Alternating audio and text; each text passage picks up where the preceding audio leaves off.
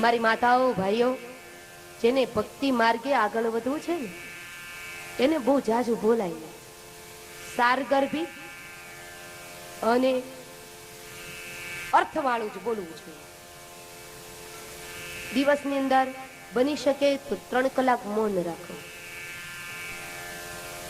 પણ ઘણા લોકો કહે બધું થાય, 3 દી ખાવા ન આપો, 3 દી જમવા ન આપો તો ચાલે, પણ બોલ્યા વગરનું ન રહેવાય. બની શકે અઠવાડિયામાં 1 દિવસ મૌન રાખો તો વાણીની અંદર તેજ આવે, વાણીમાં ઓજ આવે, વાણીમાં બળ આવે. ભગવાન શ્રી કૃષ્ણએ ગીતાજી કહી અર્જુનજીને જ્ઞાન આપ્યું, પણ ભગવાન શ્રી કૃષ્ણએ ઘોર અંગીરસ ઋષિને ત્યાં રહી 13 વર્ષ સુધી મૌન રાખેલું. 13 વર્ષ